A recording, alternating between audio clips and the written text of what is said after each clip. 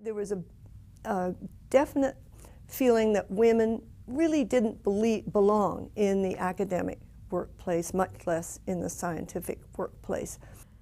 Women were not paid anywhere near the same as men. They didn't have the same advancement opportunities. And so that was a very big issue for me, because it was as though, for me looking for full-time work, it was like somebody running a race with a lead weight on one leg, you know, it just wasn't fair. So a lot of us felt the same way, believe me. And then there were the issues of trying to juggle a home, children, and science. We were such few women involved in science those days. A friend of mine was Maggie Benston, and she and I would meet periodically at Joe's Cafe on Commercial Drive to talk about the injustices in the world. And one of them was the treatment of women who were looking for work in science, who had qualifications every bit as good as those of a man. And she and I would meet at Joe's Cafe on Commercial Drive and have coffee and talk. And the idea was born to get together a collective, an organization for women in science. And we got a number of other women involved, the original 6 of us. Once we got together and started talking, we realized that we really wanted support for women, not just in academia, in science and academia, which AWIS was really focusing on, but we wanted it a little bit broader, women in not only science, but in the technologies as well, and felt that a Canadian organization would be more effective rather than one that was focusing mainly in the US. We decided to call ourselves the Society for Canadian Women in Science and Technology. There were, how many of us? There were 5 of us on that initial meeting, and we all had roles, and all the other ones got taken, so I was the president. It was a really exciting time. We were very good in getting formally organized as a nonprofit group, and then organizing the conference, registry, and a number of these projects over 30 years. I'm one of the 6 founding members of SCWIST. I was involved in getting information on how to register as a society and filling out the application that was then submitted under the Societies Act. It was really exciting for me personally to realize that this was an organization that was going to keep going. I mean, it's one thing to talk, it's something else to do things. We were a team, we did everything. You know those beautiful Eastern gods who have many arms? I mean, you see the person in the front, but all the other arms who were doing the work. And then it was all the other arms. It was everybody doing the stuff.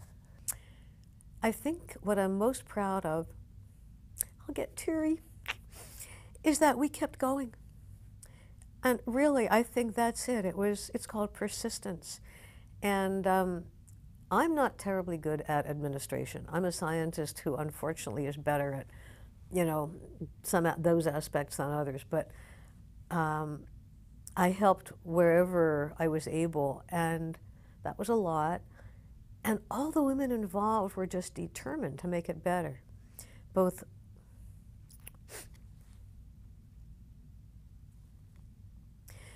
for themselves and for their kids. Sorry. And one of the nicest things that happened was men started saying, well, yes, you do deserve more. And we got some super support from men.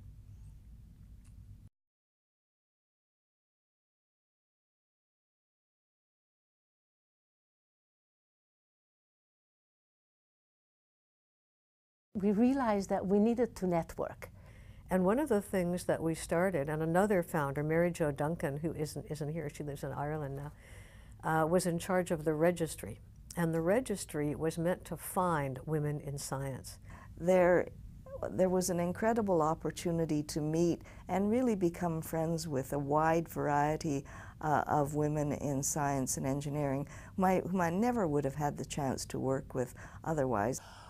I sometimes say that if it hadn't been for SCWIST, the women that I would have known in science would have just been chemists. But because of SCWIST, I knew biologists and physicists and other chemists and geologists and engineers and mathematicians and statisticians and neurobiologists and the whole works. You know, I still have a wide range of friends in the science community who are women.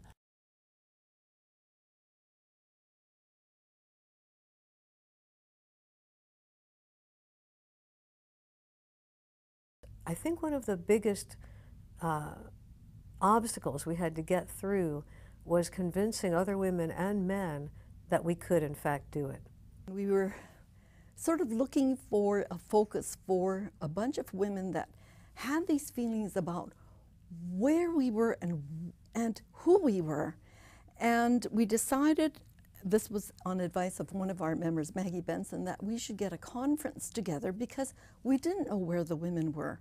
And having been the only woman in my zoology classes and going through and getting the only PhD in zoology from my major professor in Nebraska, I sort of craved that kind of answer on where were the women and who they were. The organization had a conference at UBC, a 3-day conference, which was the real big start of SCWIST.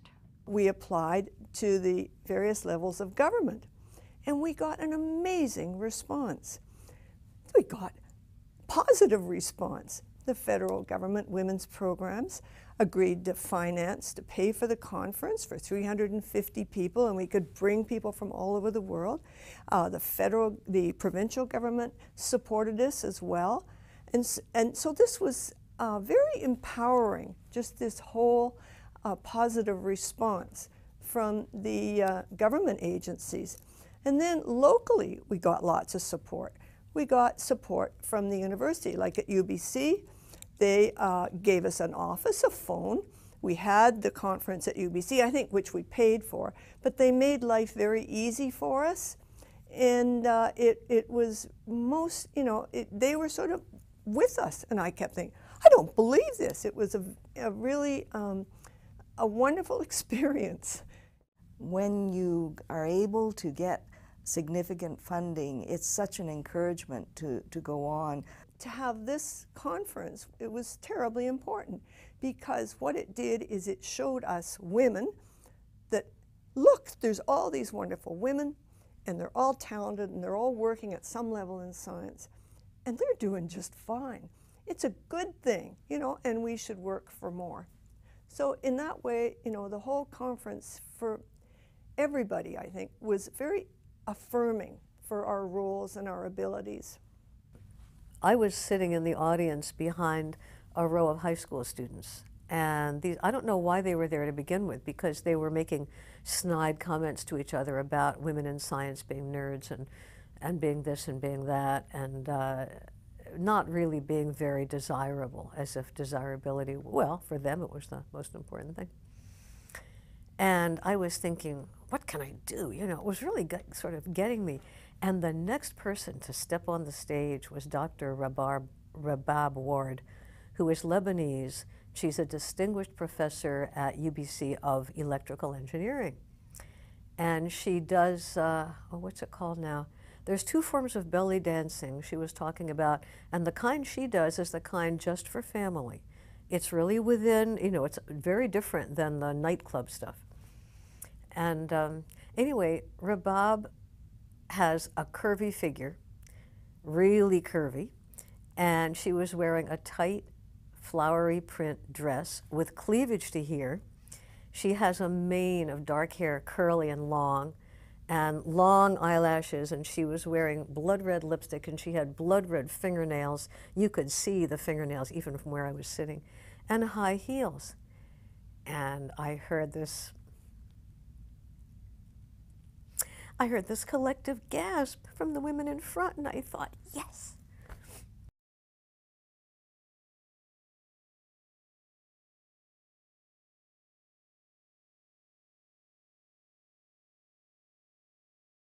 It was difficult in getting funding because we had to learn how to apply for grants for different projects, but we were very successful. And I think it was because of this creativity the spinning off of ideas of women. There were a whole bunch of amazing people who would sit down, look at, first of all, the big question was, where can we get money to support our programs?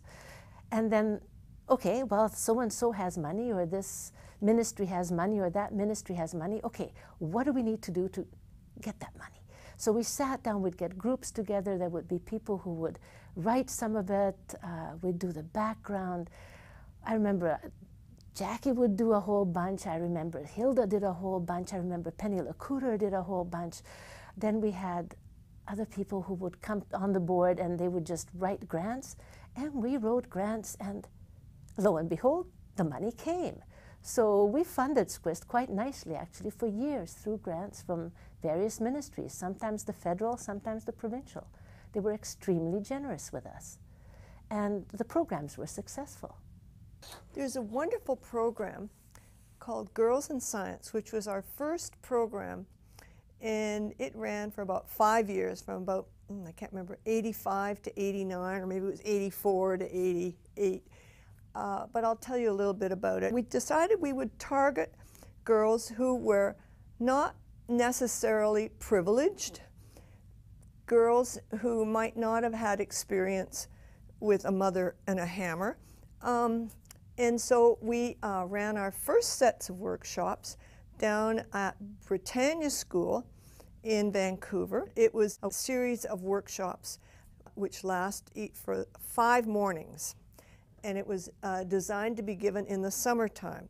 We designed them in such a way that the kids worked in groups, because we felt that's something that girls need to learn how to do, is to work in groups as a team.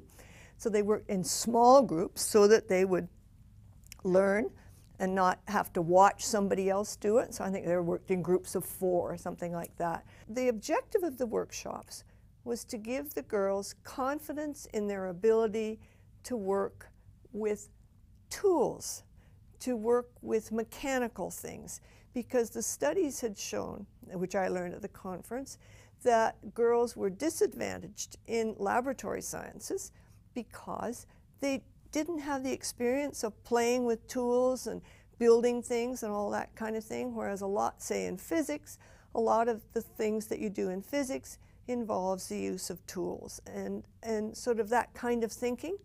Or maybe the things that you might do with your father in the workshop, which guys do, but you know, as a rule, girls did not. And the first one was the bicycle workshop. And because there the kids learned how to fix a flat tire. And so they had to use different kinds of tools. And it was not easy, actually, and very practical when you think of it. I mean, we all ride bikes, but who knows how to fix a flat tire? So they did that. And they built a birdhouse, so they had to learn how to use saws and hammers and nails and fit things together. And all while you're doing these things, you're sort of learning stuff about how things work and how they fit together, and sort of thinking in 3 dimensions, which is another thing that they said that girls didn't have. And so we thought we'll give them some experience.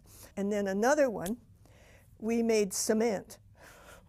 And that was great fun. And we had advice from somebody in engineering whose specialty was cement. So they made something. I think it was a flower pot or something. But again, it was something that was certainly not a traditional activity. Anyway, there were several others. So these workshops were incredibly successful. And so we ran the first ones in Vancouver. And we decided, okay, if it works in Vancouver, let's take it out of town. So we targeted small towns. We went to 4 or 5 communities around BC, and we hired a couple of graduate students or undergraduate students, female role models. There was our role model to instruct it all. We rented a van to put all our equipment in. We trained the instructors, and at the same time, we kind of raised their consciousness, I think, about issues of women in science. Anyway, so we did that for 3 or 4 summers, and we went to a number of towns all around BC. And it was a really a wonderful experience for us all. The programs that that became established when I was on the board, I think the major one really was Ms. Infinity, although we were working on Ms. Infinity for quite a while before that. We all loved going to Ms. Infinity conferences because it was such fun, and there were so many cute kids. And you know, to this day, there are kids who come up to me and say, you know, do you remember years and years ago when you went to wherever in BC?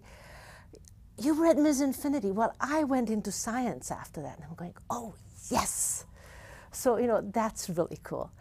My favourite story about the Ms. Infinity is that I was president and Mary was making the grant application. So I had to go over and sign the grant application. We'd left it, as SCWIST is inclined to do, till the last day to get it in. So I drove across the Second Narrows Bridge and met Mary somewhere in Burnaby when Mary was on her way out to Douglas College, and we stopped by the side of the road. She pulled out the grant and I got out of my car and I went and signed the grant application. So that's my fond memory of Ms. Infinity. But it was something that we expanded and we took all around the province, and I think was extremely worthwhile. That was one we were very proud of. I particularly remember the time when I went with Maria, Isa, to Vernon, where we spoke to young girls as role models. And I did quite a few of this, you know, talking to young girls and telling them what I did and how I balanced family and work, and getting them interested in the kind of work I did. I also, in 1989, I was asked or invited to sit on the National Round Table on the environment and the economy. And so that expanded my horizon, and also how I tried to relate environment to my work and share that with the girls, you know, with the young girls. I was introduced to Shad Valley, the Shad Valley program, and I managed to introduce a course on sustainable development in the Shad Valley program. SCWIST has been a very exciting organization and reaches out to women of all sorts. There have been very interesting programs. One is for immigrant women in science called IWIS. A number of women who have come from other countries and immigrated have been able to get a start in Canada due to IWIS. The Immigrating Women in Science, in the time that I was on the board, really expanded, and expanded in a virtual way. So there's an online newsletter, online blog, and that was, it turns out that this has been an incredible way to reach immigrating women in science, because we're reaching them before they get to Canada. We have hits from all over the world, so women who are considering immigrating to Canada, who have a background in science or engineering, are already seeking us out and then getting in touch with us even before they've come to Canada, so that they could be a part of our program. Then there was Project Tomorrow that Penny Lacuter headed up and organized, and that was a fabulous project. Then there was CAGIS, which was Canadian Association for Girls in Science, that Niamh Kelly started. Then we started XX Evening at Science World, and we started opening the door that Science World still runs. The person who was most responsible for that was Michelle Molyneux, who was working at Science World at the time. And that program actually is still running, and so is XX, and it's been, oh, I don't know, well into 15 years now, if not longer. The first XX Evening we held at Science World, and I remember and it was XX Evening, by the way, for the 2X chromosomes. But we allowed one XY to visit this event, and that was Dr. Michael Smith. And because he'd sponsored this, and he was very happy to see Women in Science networking events. So he came to visit actually for the first couple of years, and he always made a cameo appearance. And I remember we even presented him with Dos Equis beer, because that was sort of the thing to do. And the purpose of it was, though, is to get amazing women. We ended up calling them Wonder Women. Women who were working in fields of science, whether in engineering and technology and academia, pick one, any scientific field. There were a lot of women who worked for the city who would come, and they would tell about what they did and how they got there. And then there was a panel discussion, which I think still holds nowadays, where some women tell their bizarre career paths to get to where they were that day, and who their mentors were and who their inspirations were. And then we told the ladies, okay, now you go out and network. You go talk to these people and shake their hands, present yourselves. And you know, there was sort of this look of deer in the headlights kind of thing on all their faces, but then we taught them that you have to shake hands, present yourself well, do your, what they call elevator pitch these days is, who am I and why should you remember me? And then learn that if you got 3 names from somebody, then you could go and visit those 3 people. And those 3 would give you 3 more names.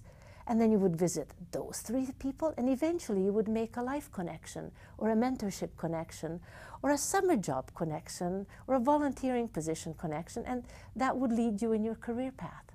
So that was the purpose of XX Evening, and it was always held at Science World. They were incredibly generous with us because they let us have the building, they showed the Omnimax movie, we ordered pizza, everybody hung out, and it was a great event, and it still is, and it's still running. One of the things that I'm proudest of that we started when I was on the board and really put effort in when I was president was developing our volunteers program. And there were always SCWIST volunteers, and SCWIST volunteers, especially the board members, were always appreciated.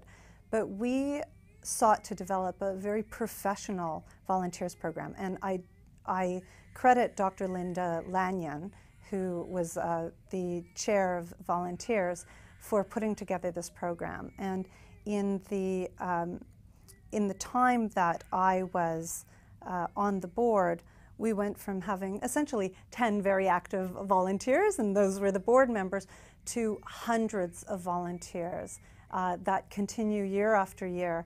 And we really believe, and we believed with our board members, that we could really live our mandate of SCWIST through our volunteer program. And what I mean is that we sought to empower women, to give them experiences so that they couldn't maybe have had as students, so that they could really have a rich CV when they went to look for jobs. And also on the other end, for women who had completed their careers and wanted to give back, there was a way to give back through the volunteer program. We were very productive because we had a group of women who were dedicated, determined, creative, and very focused on promoting math and science. When we get together and discuss things, we enjoy spinning things off and being creative. And so I think we have had no lack of ideas, and we have had no lack of support for all of the kinds of things we've done, beginning with a registry, beginning with a conference. And I think it was sort of like, because we were so new at this and because people were so fascinated, we ended up giving presentations to people on employment, on part-time work, on science education. We organized all kinds of workshops for the science teachers, and we were very practical. We wanted workshops that people would come out with not only ideas but lessons. And so the teachers that came here to the campus a few years ago ended up with petri dishes with little lesson plans, mealworms, to take back to their classes to encourage the students, especially the girls, because that was one of our main focuses, to turn the girls onto science, to provide the role models, to encourage the young girls to do hands-on kinds of sciences, provide the role models, and then later on provide the mentors that we needed for the women continuing on into university. There were amazing people heading up all of these programs and amazing people involved with them, and we just sort of somehow gelled. I think that seems to be the theme for everybody, is great people and great interactions. And we just got stuff done. We didn't care whether it was going to work, whether, we could make a false step. It was, full steam ahead and damn the torpedoes, and we just did it.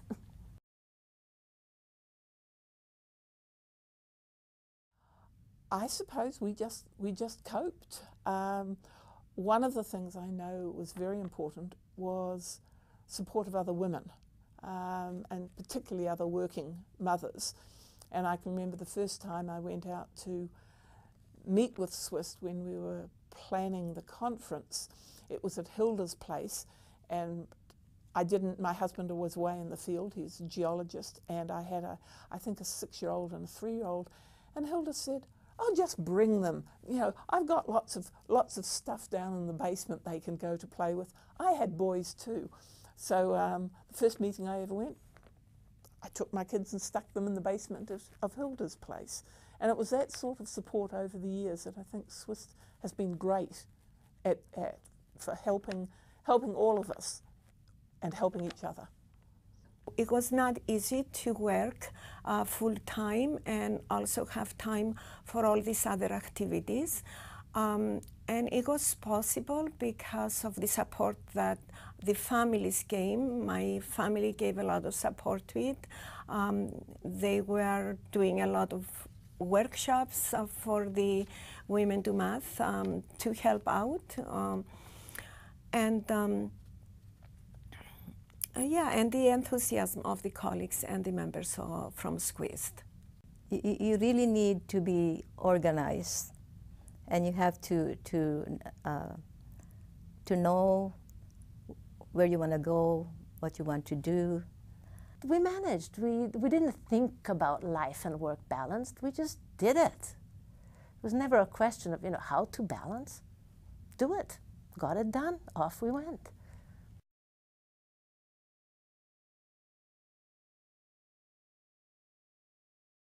When I was as president that would be 1987, 1988, at the AGM where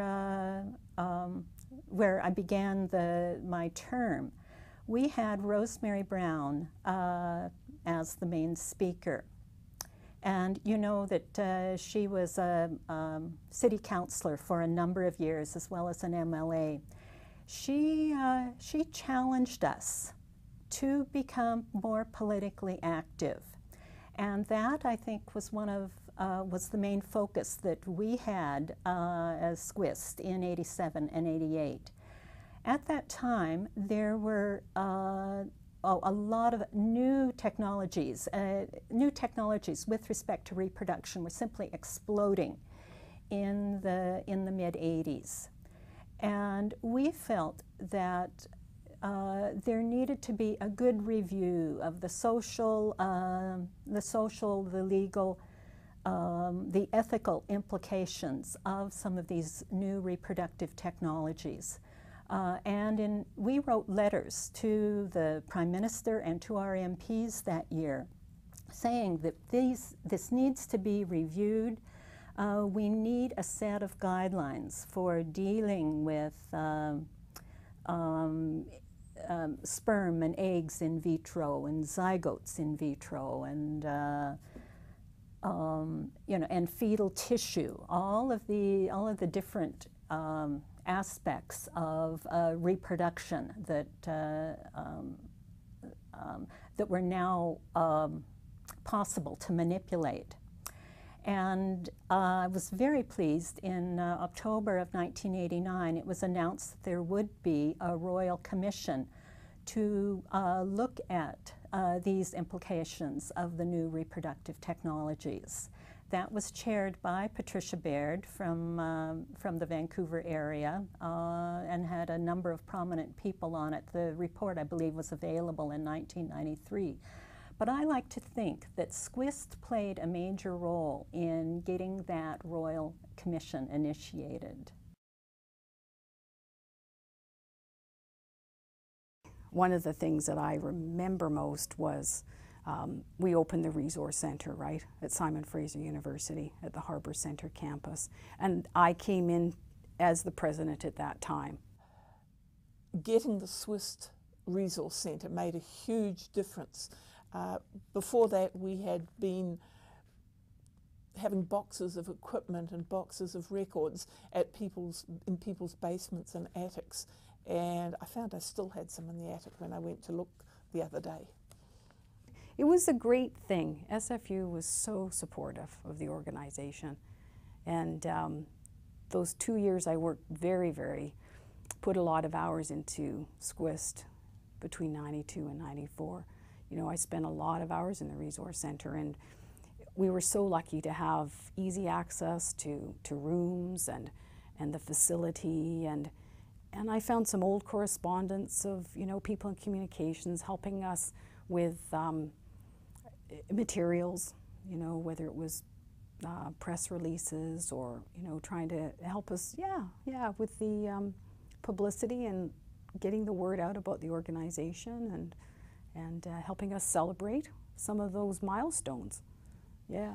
And then we were very fortunate and got space at the YWCA for many years, which was fabulous because it was a new facility. It had a kitchen and a meeting room, and for many years we actually had just prime office space thanks to the generosity of the YWCA.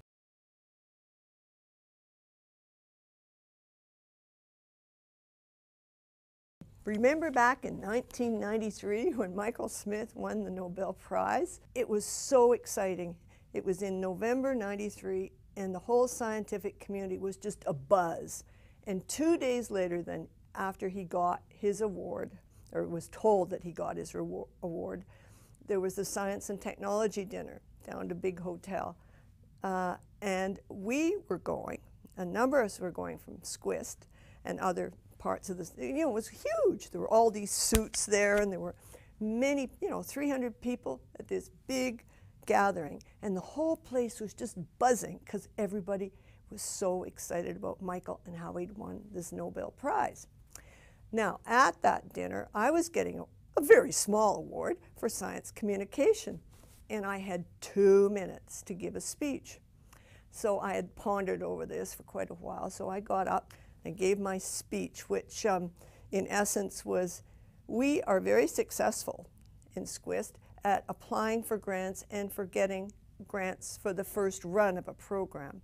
But then, if we want to renew the program and do it again, because it was so good, they don't want, the funding agencies don't want to sponsor that. They are more interested in pilot projects. And we felt this was kind of counterintuitive because, hey, if it's a success, that's the thing you should fund. So that's the kind of thing I said. And now Michael and I are old friends, Michael Smith, because we used to go skiing together many moons ago. And so we chatted afterwards. And then I was sitting, the next morning, I was marking exams. I was sitting at the table. I was grumpy, as usual, you know, as you are with your marking exam. And the phone rang, and he said, "Mary, it's Michael." And I said, I was almost polite. And he said, "I think I have a solution to your problem." Problem? Yes, he said. He said, "I'm going to give you a quarter of my Nobel Prize winning." And so that sort of made me pay attention. And he said, "But you can't tell anybody because it isn't all fixed yet." But he did. He gave to SCWIST $625,000 to be used for our programs so that we didn't have to go through the performance of always reapplying, so that we would be able to, if we had successful programs, to continue on with them. So that was a very exciting thing, and I think it's really important for people to know why he gave the money to SCWIST. It was to, he believed in promoting women in science, and he put his money where his beliefs were. And I think that was really, we were very grateful to receive that. It's a wonderful memory to know that his kind of generosity, you know, was huge and made such a huge difference to SCWIST and its history and development. I can still remember sitting in the office of the Vancouver Foundation with Dr. Smith and his accountant, and Rick Pepper, who was the minister, the provincial minister for science. He represented the provincial ministry for science and technology, and the CEO, and I think Pansy Chow was there at the time. And they were talking about how to set up the fund, and the question that they were raising was, well, how do we end it? What will happen? How do we put closure? How do we collapse this gift at such time as there's no longer a need? And I don't think the question was to me. I think it was just really to everybody in the room. And I remember being just confused as to the question and thinking to myself,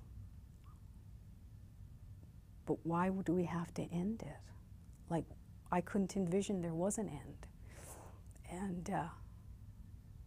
And it was Dr. Smith's accountant who spoke up, and he said, there will never be an end. There will always be a need to support and encourage women in science and technology, somehow. In our strategic planning session in October, we spent a lot of time looking at both goals for a 1-year timeline and a 5-year timeline. And it's always challenging in a strategic planning session not to decide that you're going to take over the world, expand SCWIST from coast to coast, and bring in 500 more members. I think it's very easy to get a little ambitious when you're sitting in a boardroom with a bunch of whiteboards in front of you.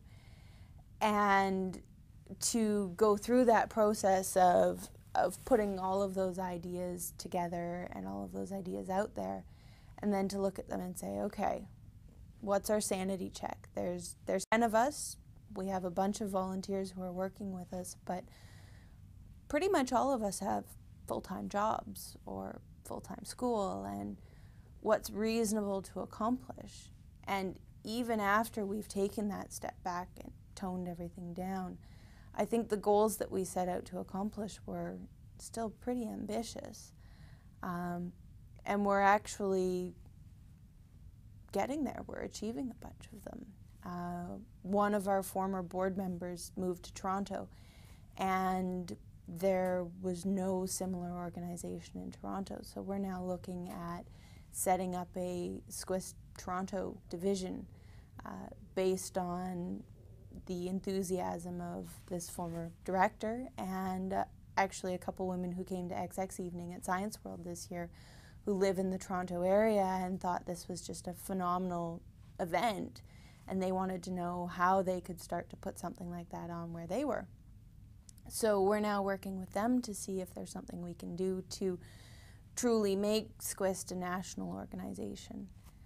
We're also working with the NSERC chair for Women in Science and Engineering, Dr. Elizabeth Croft, who's based out of UBC, to bring all of the organizations with similar mandates that are in British Columbia together so that we can work with each other rather than sometimes competing for members or for participants.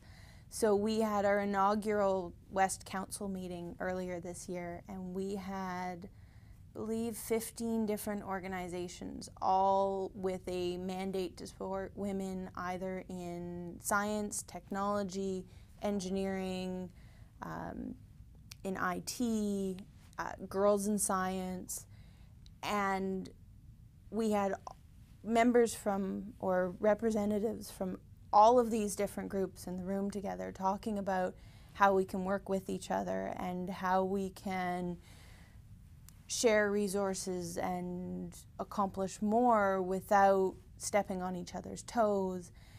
And really, I think that if we can continue to come together and continue to work together, that just provides us with that much stronger of a base to further our missions of supporting and encouraging and empowering women and girls in science and engineering and technology. One of the major challenges that we faced on our board was the question of relevance. Previous boards had done such a good job of encouraging girls and women in science that we started wondering what our relevance was. And in fact, I really credit SCWIST for 30 years ago in 1981 for bringing together thinkers from all around the world and in fact creating daughter institutions all over the world who encouraged women and girls in science. So by the time I got on the board, the number of women who were accepted into university exceeded the number of men. In some of the sciences, like biology and chemistry, women were par, even in some cases exceeding the number of men. Of course, in engineering, physics, and computer science, women are still lagging behind men in terms of enrollment. But we were really seeing that there was already that switch, and lots of undergraduate women didn't really see the relevance of SCWIST because they weren't facing the barriers. The previous generation had done such a good job, they weren't facing those barriers. So we had to start asking, what can we contribute to these women's lives? And what we started focusing on were the questions of work-life balance, the questions of soft skills, the questions of how can you be a woman doing science, how could you be a woman in leadership, rather than how could you be a person in leadership who's a woman.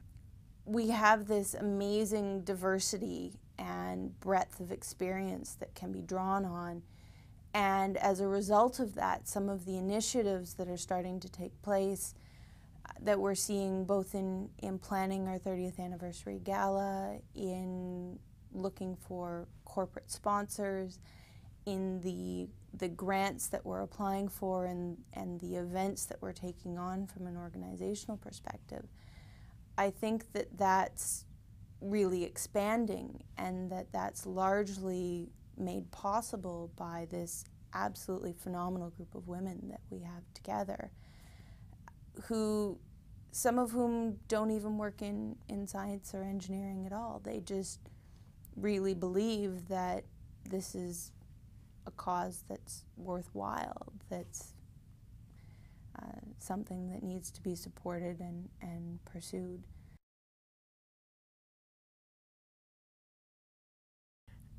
The more one understands of the history of how women have come so far, the more one will value one's own position and life. And I think it's really important, because if you don't know what the legacy is, you won't value it much. So I would just hope that women who are coming up now will appreciate what's happened in the past and build on it.